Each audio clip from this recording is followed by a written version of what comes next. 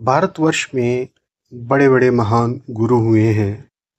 आध्यात्मिक जगत में जितनी उन्नति यहाँ पे हुई है, उतनी उन्नति कहीं पर भी नहीं हुई है। बड़ी अच्छी-अच्छी कहानियों के रूप में यहाँ जनमानस को छोटी-छोटी बातें समझाई गई हैं। जैसे कि मन की बात है। मन कितना चंचल है, मन के साथ कैसा व्यवहार करना चाहिए और ये आम जन को कैसे समझ आए, आम जन तक कैसे ये बात पहुँचे, उसके लिए भी छोटी-छोटी कहानियाँ बनाई गई हैं। ऐसी एक कहानी है एक गुरु की, जिसका एक शिष्य था और जो गुरु होते थे वो बड़े रहस्यमयी होते थे। उनके पास रहस्यमयी शक्तियाँ भी होती थी। आज भी उन रहस्यमयी शक्तियों को चक्कर साधना, कुंडलिनी साधना, अलग-अलग प्रकार की साधनाओं से प्राप्त किया जा सकता है। तो उन गुरु के पास भी एक रहस्यमय शक्ति थी, जिसको हम आम शब्दों में बोलते हैं कि उनके पास एक सिद्ध किया हुआ जिन था। यानी कि वो जो कुछ भी कहते थे, वो जिन तुरंत कर देता था। चेला जो उनका बिल्कुल करीबी चेला था, वो भी इन सब चीज़ों को देखता था। और कोई भी व्यक्ति हो और साथ में रहने वाले व्यक्ति के पास कुछ खास चीज़ हो ना, तो हमारा मन भी करने लगता है कि वो चीज़ हमारे पास भी हो। चेले के मन में ये बार-बार ये प्रश्न आता था कि क्यों ना गुरुजी वाला जो जिन है वो मुझे भी मिल जाए।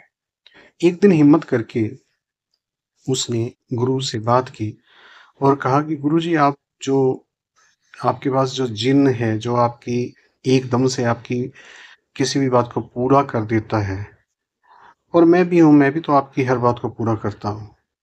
तो गुरु ने पूछा कि तुम चाहते क्या हो? चेला बोला कि वो जिन जो है, मैं चाहता हूँ कि मुझे मिल जाए और मैं अ, आपकी सेवा करूँ उस जिन के माध्यम से। मैं भी इस एक्सपीरियंस को लेना चाहता हूँ। गुरु ने थोड़ी देर सोचा और बोला कि ठीक है, तथास्तु।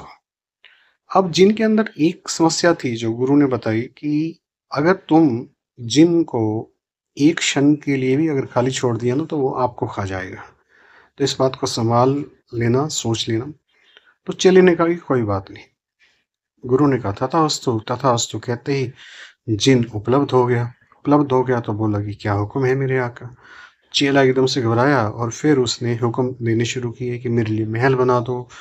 जो भी उसकी इच्छाएं थी, छोटी बड़ी सारी जिन ने पलक झपकते ही पूरी कर दी और फिर आके खड़ा हो गया। अब क्या हुक्म है मेरे आका। चेले के पास कोई भी हुक्म नहीं था। भागता हुआ गुरु की शरण में पहुंचा कि गुरु जी बचा लो इससे।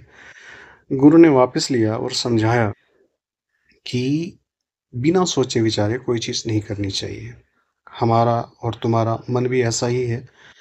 इस जिन की तरह इसको काबू में रखने के लिए इसे काम देना बड़ा ज़रूरी है। मैंने इसको काम दिया है, सीढ़ियों पे चढ़ उतर। तुम इस बात को नहीं समझे। ऐसे ही दोस्तों हमारा मन है, जिसे काबू में रखने के लिए हमें उसे कुछ काम देना होगा, नहीं तो वो मन जिन की तरह एक दिन हमें खा जाएगा और हमें बर्बाद कर डालेगा।